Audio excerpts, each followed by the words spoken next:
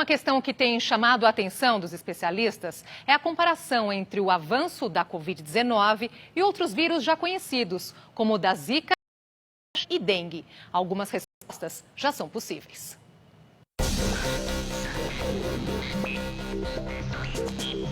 O sarampo é uma das doenças mais contagiosas que conhecemos. Uma só pessoa pode infectar entre 12 e 18 outras. Esse é o chamado número básico de reprodução, o R0. Os cientistas utilizam esse número para classificar o grau de contágio das doenças. O número básico da Zika é de 3 a 6,6. A gripe comum vai a 1,3 e a Covid-19, 2 a 2,5. A diferença entre a gripe e a Covid não parece tão grande, especialmente quando comparamos a Zika e o sarampo, doenças muito. Além disso, diversos sintomas da gripe são semelhantes aos da Covid-19. Febre, tosse e, às vezes, dor no corpo e cansaço. Ambas também podem levar à pneumonia, que muitas vezes pode ser fatal. Então, considerando que a gripe comum e a Covid-19 são similares, a comparação entre as duas ocorre com frequência. Nesse ponto, vamos voltar aos números. Se o número base da gripe é de 1,3, significa que cada pessoa contaminada vai espalhar por mais uma ou duas. Depois de 10 interações, significa que cerca de 56 pessoas foram contaminadas. Então, se o número da Covid-19 é 2, se 2 pessoas infectadas transmitirem para mais 2, que por sua vez vão contaminar outras 2, depois de 10 interações, significa que mais de 2.000 pessoas estarão com o vírus. Isto não acontece com a gripe, porque a Covid-19 é bem diferente. E entender isso é fundamental para compreender como ela é perigosa. A cada ano, a gripe comum mata cerca de 60.000 pessoas nos Estados Unidos. Em poucas semanas, já ficou claro que a Covid-19 vai ultrapassar em muito esse número. A principal diferença entre a gripe comum e a Covid-19 é o tempo em que elas demoram para se manifestar. A partir do momento em que uma pessoa é infectada pelo novo coronavírus, em geral, depois de 5 dias, os sintomas começam a aparecer. Mas há casos em que só aparecem depois de 12 ou 14 dias. Esse é o período de incubação.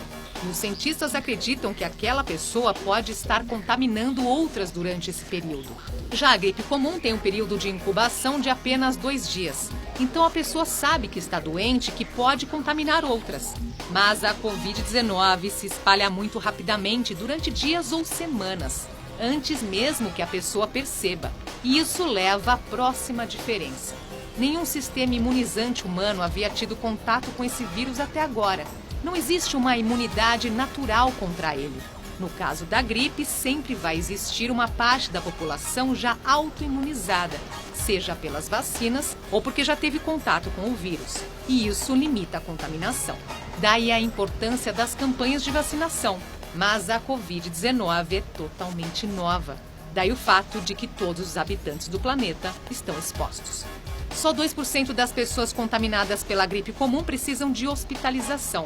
Mas na Covid-19, esse número salta para entre 20% e 30%.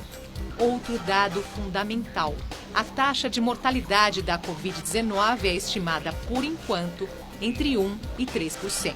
Na gripe comum, essa taxa é de 0,1%.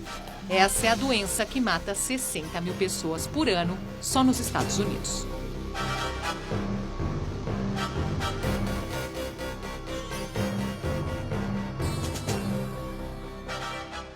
Uma rede criada por pesquisadores da USP permite que cientistas de todo o país compartilhem insumos essenciais sobre o novo coronavírus.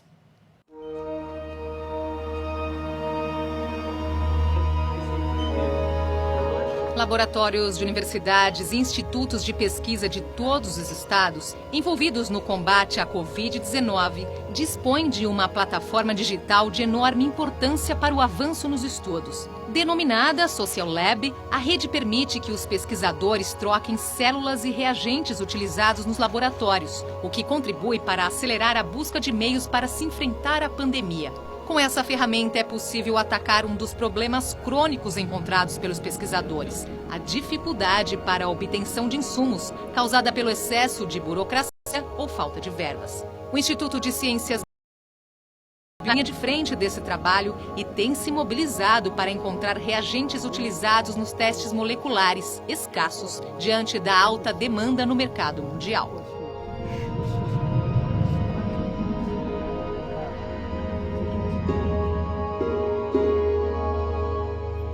Agora vamos tratar das chamadas janelas de oportunidades e de como se promove uma resposta segura diante de um invasor como o novo coronavírus.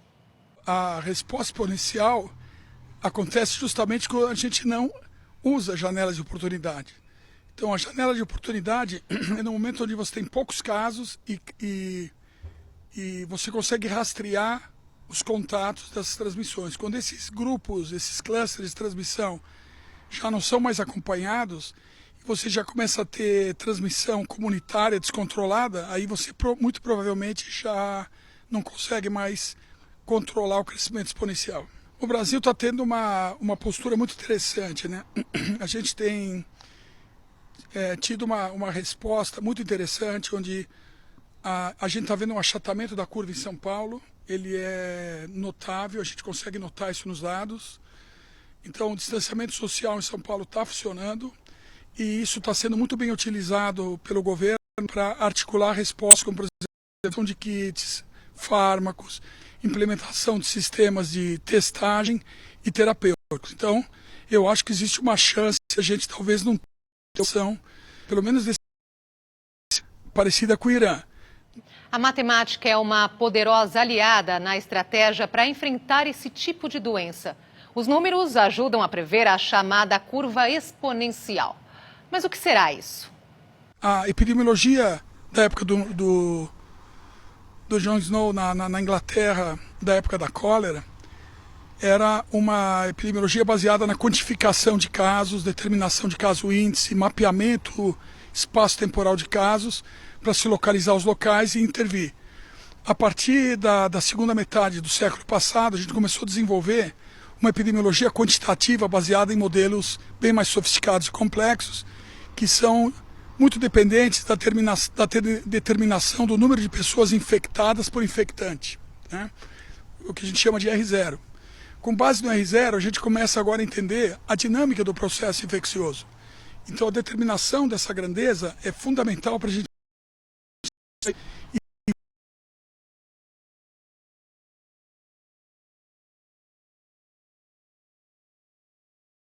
algumas epidemias e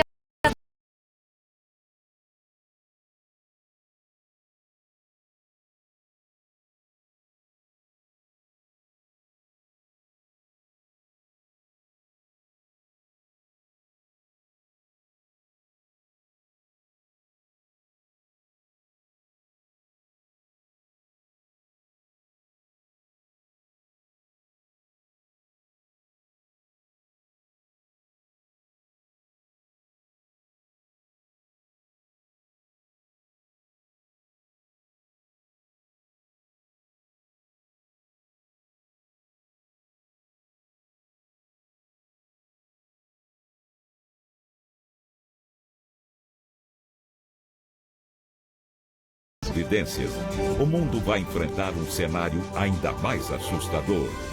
Reapresentação especial.